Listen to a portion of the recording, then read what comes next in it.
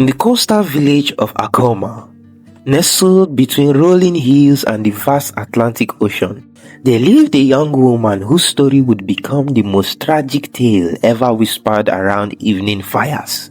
Her name was Akira, and she was born into a world that would show her nothing but cruelty from the moment she drew her first breath.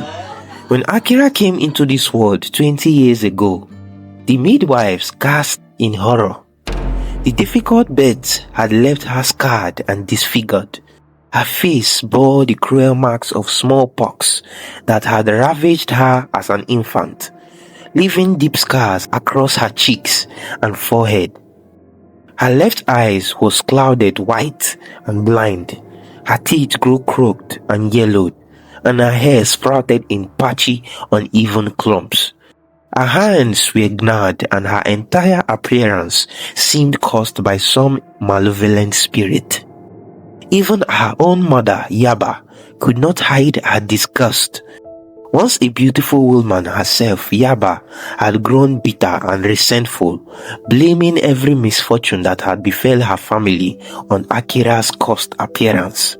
"Look at you," she would spit daily. 22 years and still eating our food like a parasite. Even the village dogs won't come near you. Her father, Kofi, had once been a kind man, but years of shame and disappointment had driven him to palm wine and cruel words.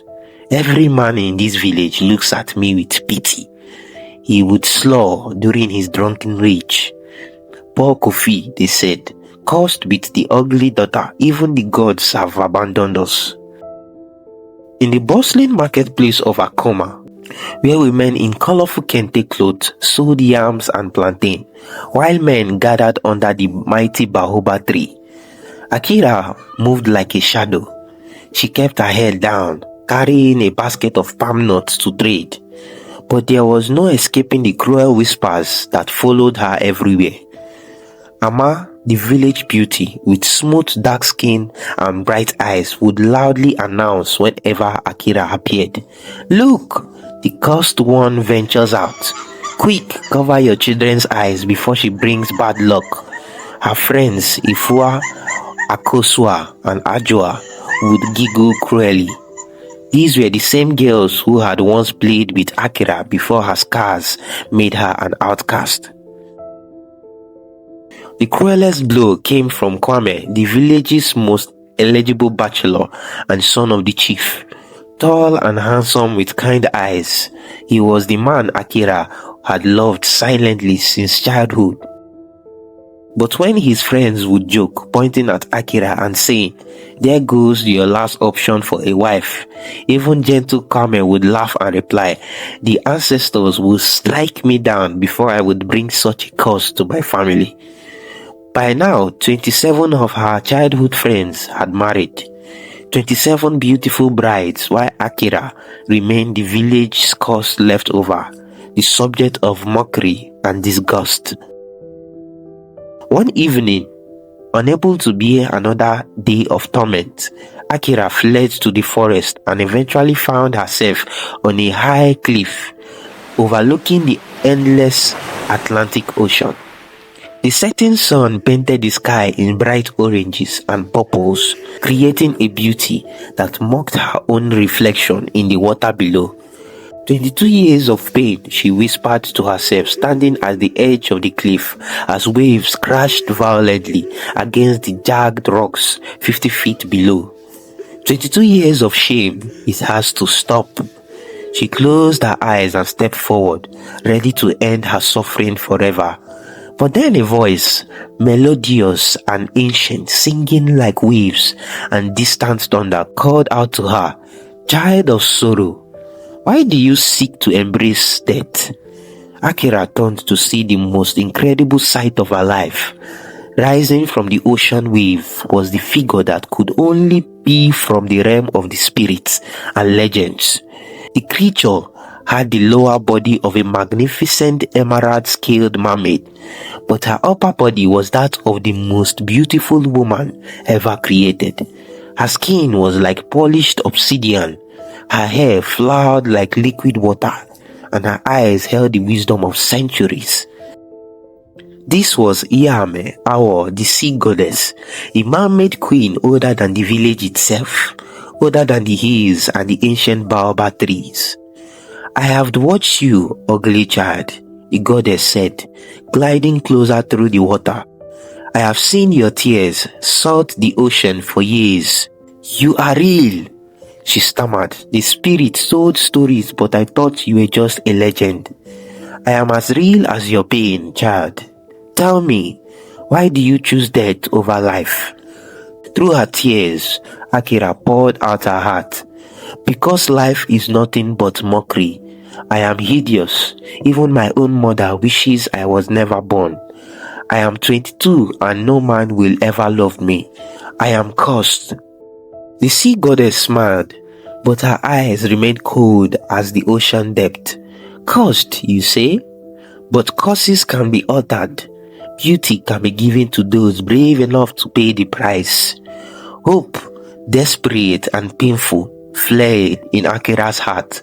What price? I will pay anything. Beauty beyond measure, Yameawo promised, extending her hand towards Akira, where her fingers touched the air. Golden light sparkled like scattered diamonds.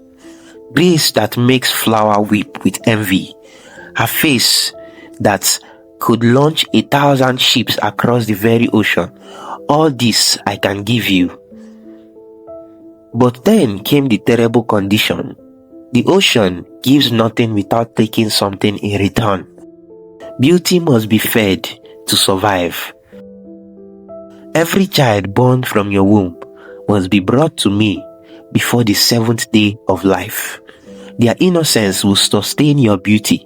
Their souls will keep the curse at bay. Akira was horrified. My children? You want my children? The choice is yours, ugly one, the goddess said coldly. Return to your cliff and leap to your death, or accept my gift and live as the most beautiful woman your people has ever seen. But know this, break your bargain and beauty will abandon you. The man who loves you will despise you, and death will claim you within 2 days. Akira thought of Kwame's kind eyes that had never looked at her with love. She thought of Ama's cruel laughter, and of her mother's daily disgust, and of 22 years of unending torment. The pain was unbearable. I accept, she whispered. Then step into my domain and be reborn. As Akira walked into the waves, the transformation began. The ocean water touched her scarred skin, and miraculously the scars fade like mist at dawn. Her clouded eyes cleared to brilliant brown. Her hair grew thick and lustrous, falling in perfect waves down her back. Her teeth straightened and whitened. Her hand became delicate and graceful. When the transformation was complete, the most beautiful woman in all of West Africa stood in the moonlight shallows, a reflection like a goddess in the dark waters. Remember our bargain, beautiful one, Yame Awo said as she sank back into the depths. Every child will face the consequences.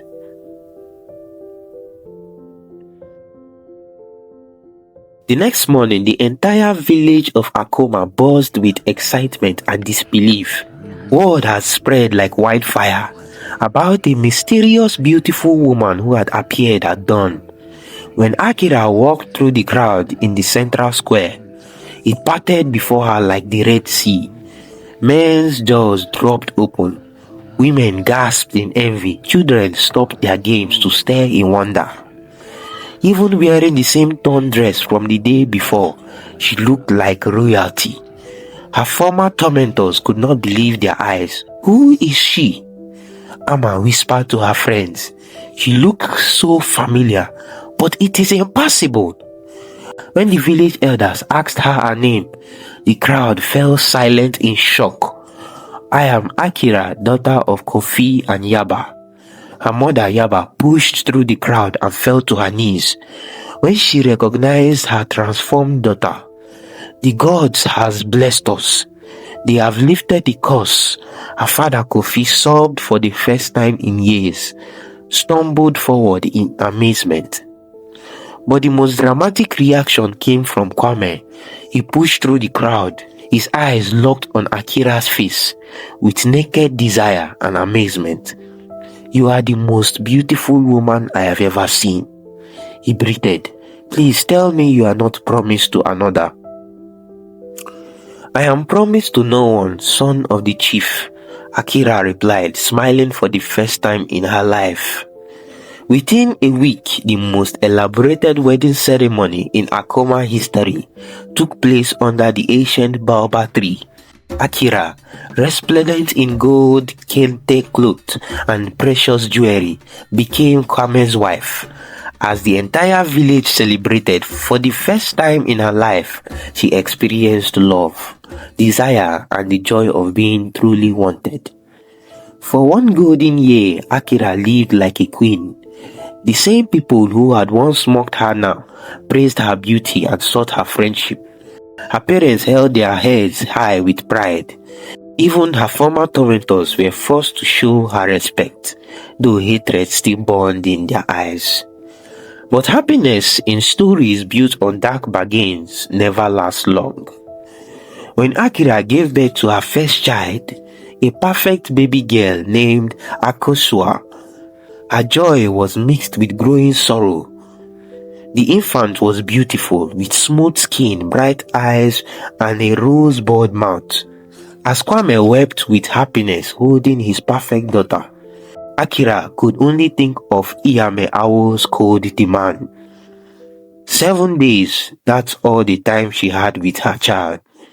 On the 7th dawn after the birth, Akira walked alone to the water's edge, carrying the baby Akosua wrapped in white cloth.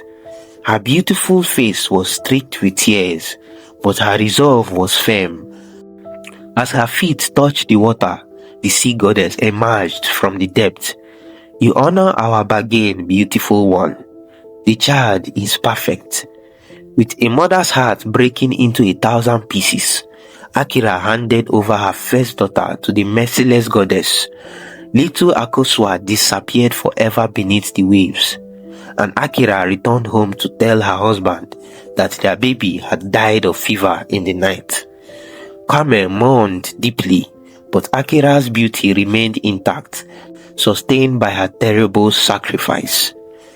2 years later, Akira gave birth to a son, a handsome boy they named Kojo.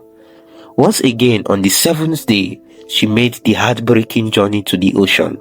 Once again, she paid the price for her beauty with her child's life. But when her third child was born, another daughter they called Essie, something had changed in Akira's heart.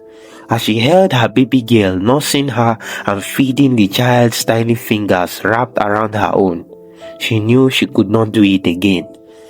She could not sacrifice another innocent life for the sake of her cursed beauty. "I cannot," she whispered to herself. As the 7th day approached, Iyame Awo did not take kindly to the broken promise. On the 8th day, as Akira sat in her hut with baby Essie, a beautiful woman appeared at the doorway. She looked like human, but her eyes held the cold depth of the ocean, and her voice carried the sound of the distant wave. "You have broken our bargain, beautiful one," the woman said, and Akira knew immediately that it was Iyame Awo in human form. "Please," Akira begged, clutching her baby tighter. "She is my child. I cannot give her to you." "Every child born from your womb belongs to me," the goddess said coldly. "This was our agreement. You have enjoyed 3 years of beauty, love, and respect. The payment is due." But Akira had found something stronger than her desire for beauty, her love for her child. "No," she said firmly, "I will not give her to you." "Then you have chosen your fate. Within 2 days, your beauty will abandon you. Your husband will look upon you with the same disgust he once felt, and death will claim you as it should have claimed you 3 years ago on that cliff." As the goddess vanished like a morning mist, Akira felt the first changes beginning. The transformation that had taken minutes to complete would take 2 agonizing days to reverse. By the end of the first day, the scars had returned to her face. Her hair began to fall out in clumps. When Kwame came home that evening, he stopped short at the doorway, horror and revulsion replacing the love in his eyes. What happened to you?" he stammered, backing away from his wife. "I am still Akira," she pleaded, reaching out to him. "I am still your wife."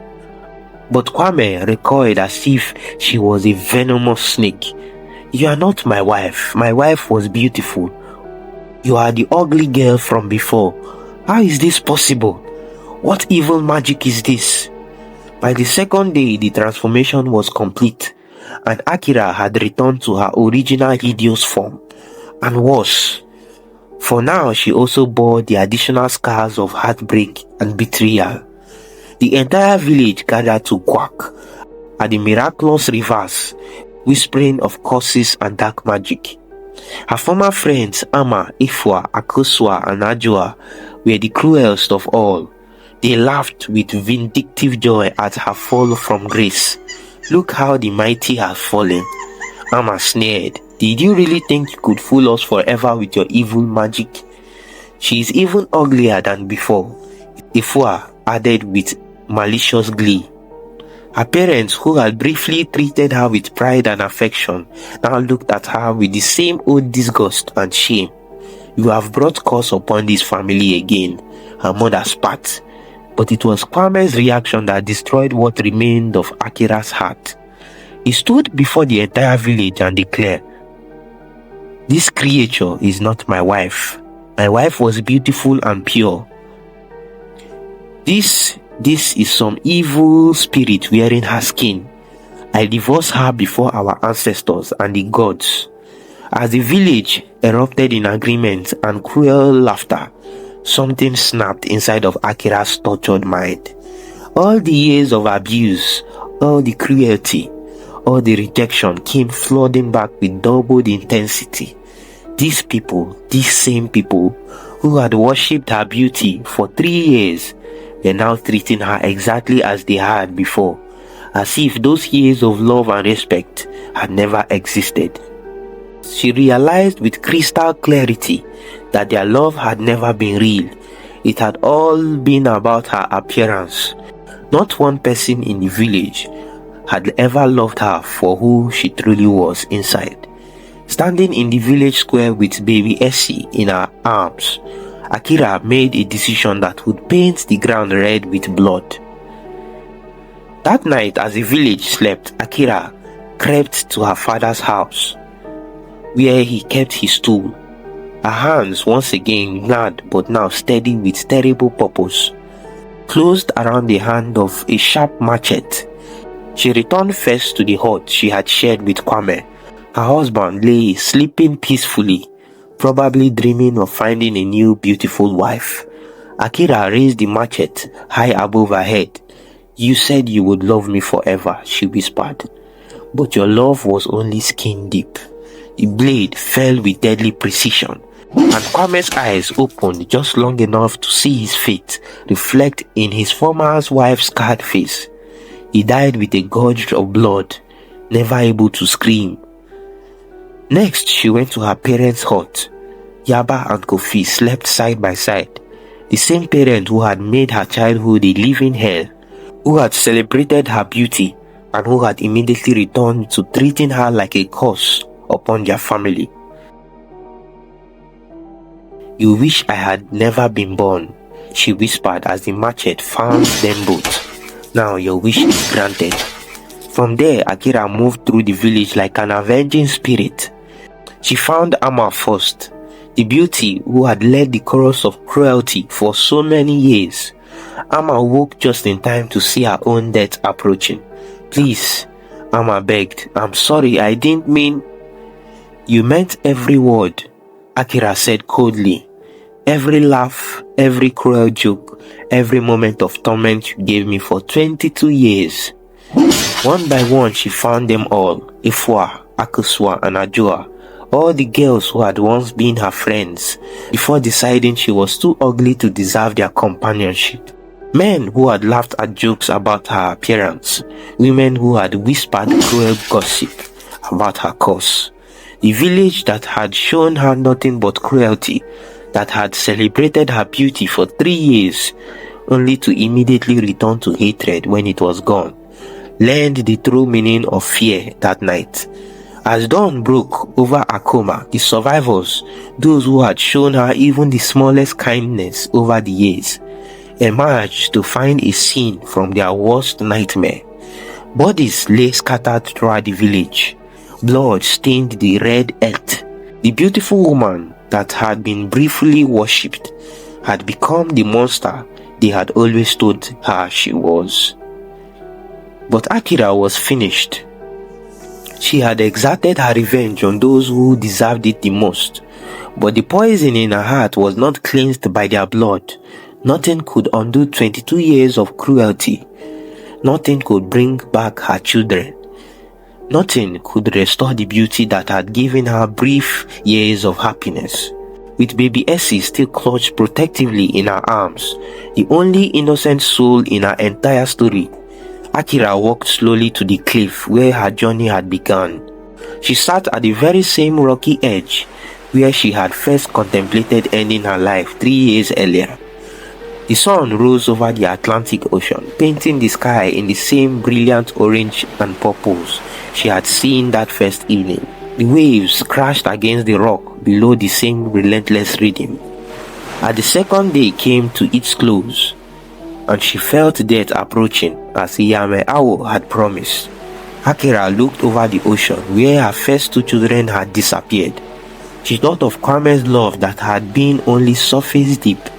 She thought of her parents' conditional affection. She thought of a village that has shown her cruelty for 22 years, worshipped her for 3, and then immediately returned to hatred. With her last breath, as life left her scarred and broken body, Akira whispered the words that would echo across the waves forever. It was all for nothing. The next day, the survivors of Akoma found her body on the cliff. The child was alive and unharmed, the only pure thing in the entire tragic tale. They say that on calm nights, when the ocean is still and the moon is full, you can sometimes hear a woman weeping somewhere far beneath the waves. Some believe it's Enyame Awo crying for the beautiful soul she had corrupted with her cruel bargain. Others say it's Akira herself, mourning for the love she never truly received, and the children she sacrificed for a beauty that brought her nothing but hollow worship and deeper pain. But the wise women of the village tell a different story. They say those tears belong to baby Essie, now grown, who weeps for the mother who loved her enough to break a goddess bargain, the only person in Akira's entire life who had showed her unconditional love, even if it came at the very end. And they warned young girls who wish they were prettier, who envy others their beauty, who think that changing their appearance would change their lives. True love sees past the surface. Beauty that comes from bargains with darkness always demands a price too terrible to pay. And in the end, the most beautiful thing of all is a heart that loves without condition, something far rarer and more precious than any perfect face. This is the tale of Akira, the cursed beauty, whose story serves as a warning that echoes across generations. Be careful how you treat those the world calls ugly, for you never know what darkness your cruelty might create, or what goddess might be listening when your desperation calls out for change.